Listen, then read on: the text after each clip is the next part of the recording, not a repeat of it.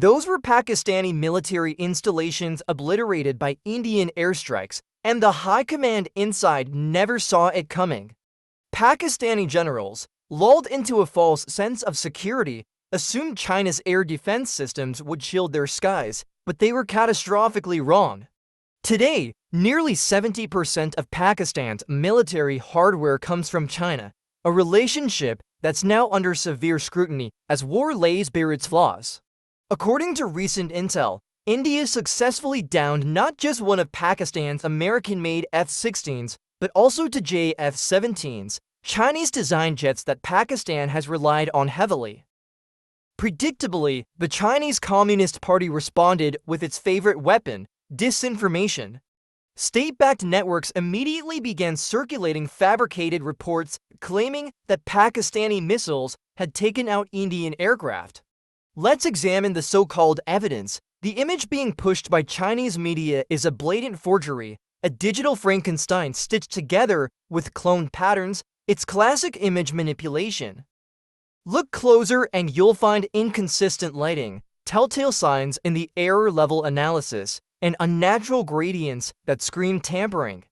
This isn't amateur work. This has China's fingerprints all over it, a covert campaign to frame a Chinese missile as the supposed killer of a French-built Rafale jet. Why? Because there's a price tag behind every lie. Just hours after the manipulated image hit the internet, the Chinese missile manufacturer at the center of the narrative saw its stock price surge by 17%. That's not just hype, that's potentially hundreds of millions of dollars in market valuation, engineered off a piece of digital deception. And it didn't stop there. China's own state-run mouthpiece, Global Times, jumped into the fray, publishing an unsubstantiated claim that a Pakistani jet, armed with Chinese weapons, naturally had shot down yet another Indian aircraft. No footage, no wreckage, not even a radar log. Within hours, the Indian embassy in Beijing shut the story down. But none of this should surprise anyone who's been paying attention. China's military export game is smoke and mirrors. That's why seasoned analysts derisively refer to it as the Temu army, cheap, unreliable, and crumbling under pressure, just like those discount electronics shipped from overseas. Today, we'll hear directly from former Navy SEAL Chuck Farr, who will dismantle the illusion of Chinese military superiority, weapon by weapon, system by system. And let's be clear, this video won't sit well with Beijing. Not now. Not when the world watches to nuclear-armed neighbors locked in open conflict. The Pakistani armed forces are now saturated with Chinese-manufactured weaponry, and that's precisely why digital foot soldiers loyal to the Chinese Communist Party are working around the clock to scrub any content that dares to expose flaws in Beijing's military exports. Every post, every video, every voice that questions the reliability of Chinese arms is being shadow banned or downvoted into silence. That's why your support matters now more than ever. If you appreciate truth over propaganda, smash that like button and subscribe. It helps this message cut through the noise and beat the algorithmic censorship. Joining us today is former Navy SEAL Chuck Farr, here to peel back the illusion of Chinese military might. The dragon's talons are bared, polished for display. The People's Liberation Army has undergone a dramatic facelift, transforming from an outdated, insular force into a slick, tech-stacked colossus. We're talking about stealth fighters reverse-engineered from stolen designs, warships loaded with missile batteries, and tanks rolling off assembly lines in numbers that boggle the mind. Beijing is deliberately building a war machine to shove the US out of Asia, from the flashpoint in the Taiwan Strait to the volatile waters of the South China Sea. But behind the parades and CGI simulations, the truth is far uglier. The plot is plagued with undertrained pilots, brittle tech systems, and a suffocating command hierarchy entangled in layers of Communist Party politics. Even worse, its frontline troops are demoralized, drilled more in ideology than tactics. Corruption is endemic, bribes for promotions, fake readiness reports, and a culture that punishes honesty. When it comes to real combat, Their historical record reads like a manual for military disaster. Now we're going to rip into the core of the Chinese military complex, its weapons, its reach, and the rot beneath the surface. We'll expose training gaps, institutional failures, propaganda myths, and the systemic dysfunction eating the plot alive. Let's start with the People's Liberation Army Air Force, which is gambling on stealth and long-range firepower to match American air dominance. Enter the Chengdu J-20 Mighty Dragon, a fifth-generation stealth fighter boasting a 2,000-kilometer operational range and radar-absorbent coating. On paper, it's a rival to the F-22. In practice, it's yet to prove itself in any real fight. Its Place 15 air-to-air missile claims a staggering 200 to 300 kilometers range, theoretically outmatching America's AIM-120D AMRAAM, especially when targeting critical support aircraft like AWACS and aerial refueling tankers, the backbone of modern air operations. For close-range dogfights, the plot deploys the PL-10, a heat-seeking missile with 20 kilometers range and high off-bore sight capability to rival the AIM-9X. When it comes to strike capabilities, the J-20 is equipped to launch the YJ-12, a hypersonic anti-ship missile with a 400 km range flying at Mach 3, and the KD-88, a standoff cruise missile capable of threatening U.S. installations like Guam without crossing into contested airspace. Alongside the J-20, we have the Shenyang J-16, a 4.5 generation multi-role fighter with a 1,500-kilometer combat radius, capable of launching the full suite of PL-15s, PL-12s, and ground attack weapons. Its AESA radar and electronic warfare systems give it flexibility in both air-to-air and air-to-ground engagements, making it a key player over contested regions like Taiwan or the Spratly Islands. But this narrative of dominance begins to unravel quickly. The J-20 still runs on the WS-10C engine, with hopes pinned on the upcoming WS-15, both of which suffer from reliability issues and a lack of true supercruise capability. Only around 200 J-20s are operational, none tested in combat, leaving the aircraft more of a tech demonstrator than a battle-hardened tool. Meanwhile, the J-16 lacks stealth altogether, rendering it highly vulnerable to American 5th-gen fighters like the F-35. Add to that the fact that Chinese pilots average far fewer flight hours than their Western counterparts and have no real-world combat experience, the myth of an unstoppable plot starts to crumble. Think rookies and greenhorns, not seasoned combat veterans. The PL-15 missile looks impressive on paper, but it has never been tested against American electronic warfare systems. And the People's Liberation Army Air Force has never fought a full-scale air war in modern history. Meanwhile, the U.S. Air Force is sharpened by decades of combat experience and superior flight hours, and would almost certainly dismantle the plot in a direct aerial clash. Now let's talk about the seas. The People's Liberation Army Navy, yes, that's its actual name, is churning out warships like fast food.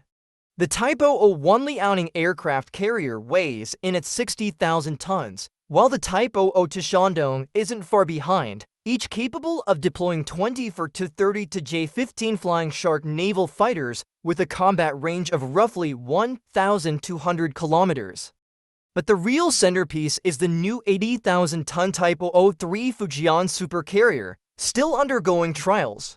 It ups the ante with electromagnetic catapults and space for up to 40 aircraft, including upgraded J-15s, the experimental J-35 stealth fighter, and the KJ-600 airborne early warning aircraft.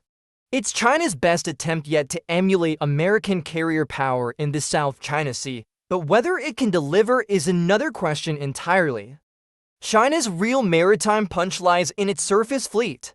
The Type 55 high-class destroyer is a floating armory, armed with 112 vertical launch cells capable of firing HHQ-9B surface-to-air missiles, YJ-188 anti-ship missiles, and CJ-10 cruise missiles with a reach of up to 1,500 kilometers. Its radar and electronic warfare systems are on par with America's Aegis-equipped destroyers, giving it serious multi-role capability, from targeting enemy aircraft to hunting submarines. The slightly smaller Type 05 to Liuyang 3 class destroyer, with 60 for vertical launch cells, forms the backbone of China's fleet. 25 of them are already patrolling the seas, equipped with similar missile packages and surveillance systems. But there's a major flaw in this naval rise. The ski-jump launch system used on the Liaoning and Shandong carriers severely limits the J-15's takeoff weight. A J-15 can only carry about 6.5 tons of ordnance to tons less than an American F-18 Hornet, meaning Chinese fighters launch with less fuel and fewer weapons. That's a dangerous handicap in any serious engagement. The new Fujian carrier's electromagnetic catapults are supposed to solve this, but even then, it only carries around 40 aircraft, half of what a US supercarrier deploys. And China's naval pilots, they're still new to carrier operations. Their limited payloads require mid-mission refueling, exposing both aircraft and carriers to attack. The Type 055 and 05-D destroyers are undeniably world-class. But here's the catch: China's Navy has never actually fought a real naval battle, zero blue water combat experience. On the other hand, US naval commanders have spent their careers navigating contested waters, launching strikes, and managing complex carrier operations. China's carrier aviation remains a liability. The J-15s are constrained by launch limitations, and neither the J-35 nor KJ-600 have reached full operational deployment. Fewer planes mean fewer sorties, and unseasoned crews raise the odds of accidents, whether on the flight deck, during refueling, or in munitions loading. One mishap could turn a billion-dollar carrier into a flaming wreck. Even the US Navy, with its advanced damage control protocols, isn't immune to such risks, and China's crisis response at sea remains untested and opaque. So while the PLA Navy may be able to cause disruption, it's a long way from commanding the oceans. On the ground, the People's Liberation Army Ground Force is charging ahead with modernization, but not without tripping over itself. The Z-20 utility helicopter is a near-identical clone of the American Black Hawk, capable of ferrying 10 to 12 troops or a metric ton of equipment, perfect for tactical mobility across volatile zones like Taiwan or the Himalayan border.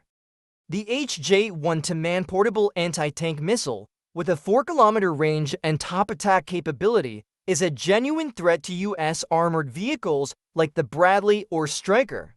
The Type 99A main battle tank, armed with a 125mm smoothbore cannon and active protection systems, holds its own against older versions of the M1 Abrams. The lighter Type 15 tank, weighing 35 tons, is agile across rough terrain, but it's probably too thin-skinned to survive against top-tier Western armor in a head-on brawl. These systems may look formidable on paper, but every one of them is vulnerable to modern battlefield killers like the Javelin missile, and not one has been tested under real combat fire. China's armored forces carry significant flaws. The Type 99 tank might appear sleek, but its targeting and sensor systems are a generation or more behind the US M1A2 Abrams. Its autoloader is an engineering hazard, known to maim or kill the very crew it's supposed to support, and that's during training. When real bullets start flying, those problems get exponentially worse. Export models of Chinese tanks have been plagued with mechanical failures, often falling apart under stress like flimsy knockoffs, raising serious questions about China's quality control standards. And the last time the PLA ground force saw actual combat was 1979, decades ago, while American armored units have battle-hardened their tactics in the deserts of Iraq and the urban sprawl of Kuwait. Then there's the issue of the average infantryman. China's QBZ-95 assault rifle is an ergonomic mess held together by bad design. Its supposed replacement, the QBZ-191, is only now beginning to be deployed, but shifting the standard issue weapon midstream is a nightmare for training and consistency. Even more telling is the disparity in soldier gear investment. A PLA infantryman's full kit including weapon, armor, and basic optics costs no more than $2,000. Compare that to a US soldier's loadout, advanced communication tools, thermal optics, night vision, and top-tier body armor push the cost per troop to over $17,000. That financial gap is also a combat gap, one that translates into American superiority at night and in high-intensity engagements. Chinese body armor is notoriously inconsistent, often failing under the kinds of stress modern troops are expected to endure. But the most glaring vulnerability in the PLA isn't gear, it's training. Nearly a third of a Chinese soldier's time is spent not on tactics or weapons proficiency, but on political indoctrination. Memorizing party dogma takes precedence over learning how to survive and dominate on a chaotic battlefield. This is not a minor issue, it's a structural defect in how the PLA prepares for war. The emphasis on loyalty over combat competence leaves units inflexible, unable to react to rapidly changing situations. Small unit leadership is stifled, non-commissioned officers lack initiative, and decision-making is paralyzed by a top-down command obsession. Modern battlefields demand speed, adaptability, and decentralized judgment qualities that are actively discouraged in the PLA system. When it comes to urban warfare and counterinsurgency, China lacks experience and doctrine. Meanwhile, US forces not only wrote the manual in cities like Fallujah, they lived through the blood, the smoke, and the grinding house-to-house hell. American military culture, by contrast, is honed for warfighting. US troops drill constantly on live-fire ranges, in joint force operations, and under stress simulations designed to mimic real combat. NATO standard soldiers are taught to think on their feet, problem-solve on the fly, and execute under duress. Chinese soldiers are taught to follow orders and to wait. That doctrine is a liability in the 360-degree, multi-domain battle space of today. In the skies, the discrepancy grows even starker. US fighter pilots clock 200 to 300 flight hours a year, refining close combat maneuvering and strike coordination. Their Chinese counterparts average barely 100 hours, many of them logged in outdated simulators with limited realism. US naval aviators and Marine Corps pilots train specifically for deep-sea and expeditionary warfare. Meanwhile, the US Air Force operates under combat-tested doctrines and superior command structures generations ahead of China's rapidly assembled but strategically shallow air forces. The difference is more than numbers, it's a philosophy. America's Air Force is agile, lethal, and experienced. China's is still learning to fly. The People's Liberation Army is not merely lagging behind, it's entangled in a dangerous identity crisis. Its soldiers are drilled more for ceremonial display than actual combat effectiveness. The PLA doesn't serve the nation, it serves the ruling elite. Unlike the US military, which pledges allegiance to the Constitution and is answerable to a civilian government, the PLA is sworn to defend the Chinese Communist Party, not the people of China. This isn't just symbolic, it has direct, devastating consequences. At the top of the chain, the Central Military Commission, chaired by Xi Jinping, holds absolute power, and every unit is embedded with party loyalists who frequently interfere with operational command. The result? Strategic confusion. Just like the dysfunctional structure of the old Soviet military, this dual command model fosters distrust and inefficiency at every level. Officers are not selected for brilliance in tactics or courage under fire. They're elevated for their ideological purity and political servility. Corruption is not a bug in the system, it's the system itself. Promotions can be bought, ranks traded, and military posts sold to the highest bidder. When strategy takes a backseat to party optics, it is battlefield logic that suffers. Decisions aren't made to win wars, they're made to look good to the Politburo. Commanders hesitate in the fog of war, waiting on party green lights, while American officers are conditioned to improvise and react instantly. In China's ranks, Obedience trumps initiative, and fear of making the wrong political move paralyzes otherwise necessary battlefield decisions. This marriage of politics and militarism also ensures corruption flows unchecked. Generals serve more like courtiers than warriors, rewarded for flattery rather than strategic brilliance. It's not about being combat ready, it's about being party approved. And history tells the tale of what that looks like in action. The 1979 invasion of Vietnam remains a national embarrassment. China launched the offensive to punish Hanoi for toppling the Khmer Rouge, one of the most genocidal regimes in modern history, and a CCP ally. Marching into Vietnam with over 500,000 troops and Soviet-supplied equipment, Beijing expected a swift, decisive win. But the reality was a bloodbath, only it was Chinese troops doing most of the bleeding. The Vietnamese army, hardened from decades of brutal warfare against the French and Americans, was outnumbered 10-1, but numbers meant nothing. Chinese units relied on outdated mass assault tactics, charging headlong into ambushes and traps set by seasoned Vietnamese guerrillas. Their equipment, like the Type 62 tanks, failed miserably in the unforgiving terrain of Vietnam's dense jungles. The supply chain crumbled, and Chinese field commanders, constrained by party oversight and their own inexperience, couldn't adjust or innovate. Within a month, Beijing pulled out, claiming a hollow victory while burying nearly 60,000 of its own soldiers.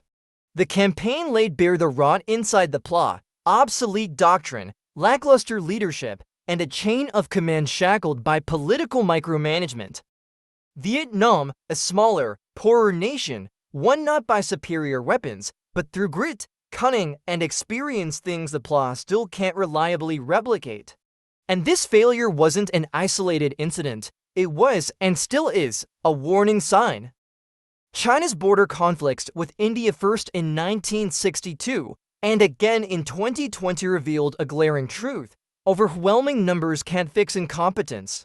Both clashes exposed China's chronic logistical failures and amateur battlefield strategy. For all its posturing, Beijing has only recently begun to grasp the concept of integrated warfare. In 2015, the PLA underwent a major restructuring, introducing theater commands to merge its land, sea, air, and missile forces in an attempt to mirror the U.S. Joint Operations model. The Western theater now monitors India, while the Eastern focuses on Taiwan. But this reorganization is more surface polished than systemic change. Decades of internal rivalries, bureaucratic turf wars, and rigid compartmentalization have left the services distrustful and disjointed. Joint drills look more like stage plays than preparation for real combat. Meanwhile, the United States, with over 7 decades of battle-hardened joint doctrine from Korea to Iraq, executes seamless multi-domain operations while the PLA is still fumbling through basic coordination. China may be rebranding its military, but it's a long march from actually reforming it. And then there's the cancer they can't seem to cut out: corruption. This isn't some isolated flaw, it's the circulatory system of the PLA. Promotions and key posts are up for sale. Fake defense contracts bleed billions into the pockets of senior officers. In 2023, Xi Jinping launched a high-profile purge, targeting dozens of top brass in the rocket force, supposedly over scandals tied to missile programs. But let's be clear, this wasn't an anomaly. It was business as usual, finally making headlines. Quality control is sacrificed for bribes. You end up with missiles that veer off course and armor that cracks under pressure. Training funds evaporate, funneled into luxury cars and offshore accounts, while soldiers drill with outdated weapons and ragged gear. The logistics backbone, the lifeblood of any extended campaign, is riddled with fraud. When the pressure's on, it's not just fuel and ammo that could run dry. It's the very command structure itself. Soldiers see the truth. They watch their generals get rich while they eat rice rations and march in boots that disintegrate after a few weeks. This shatters morale. Yes, the US military has flaws, but its institutional accountability and enforcement of standards put China to shame. And the rot isn't a secret. Xi's purges are public confessions of failure. Yet even he can't seem to excise the deep-seated corruption without decapitating the officer corps. Until that happens, corruption will remain the wild card that sabotages any real war effort. Sure, the plot has some terrifying toys. The J-20 fighter and the PL-15 missile give the US Air Force reason to stay up at night. The Fujian aircraft carrier and sleek destroyers are visually impressive. The Type 998 tank and HJ-12 missile look menacing on paper. Add to that a dense anti-access, area denial system, and it seems like China's ready to dominate a Pacific battlefield. But that's just the glossy brochure. Don't believe the sales pitch.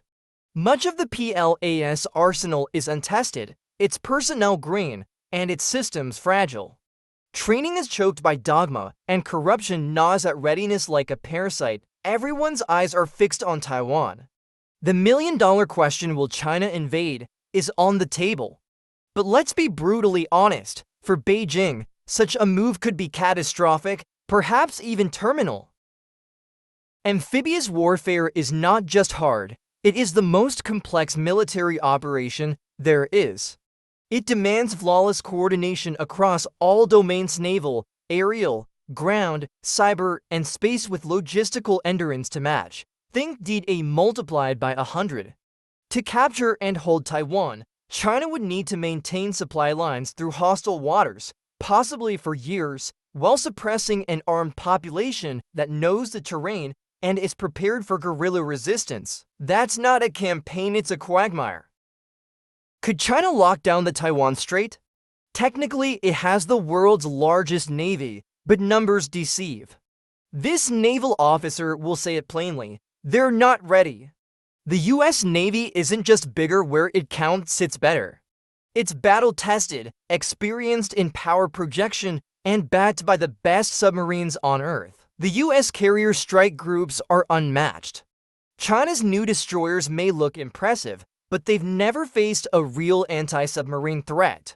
In truth, China is still waiting in the shallow end, wearing floaties and holding onto the edge. And there's one more point few discuss. China's entire strategy would require it to concentrate every major asset, its carriers, amphibious ships, destroyers, and more, into one narrow, exposed maritime corridor, the Taiwan Strait. One mistake, one major miscalculation, and the entire house of cards collapses. This scenario would hand the United States Navy a battlefield tailor-made for annihilation, an oceanic killing field where concentrated American firepower could dismantle the Chinese fleet in wave after wave of grinding, merciless strikes. As China's amphibious, naval, and logistical frameworks disintegrate under pressure, any troops it manages to land on Taiwanese soil would be marooned, stranded without bullets, bread, or backup. They wouldn't just be outgunned, they'd be abandoned, watching the clock tick down toward surrender or slaughter. Make no mistake, China covets Taiwan, but in the near to midterm, launching a toe-to-toe fight with the world's dominant maritime superpower would be strategic suicide. Let's not forget who the US Navy is. This isn't just a fleet. It's the war machine that crushed Axis navies into world wars and has spent nearly a century mastering force projection on every domain: sea, air, and land. Contrast that with China's recent misadventures.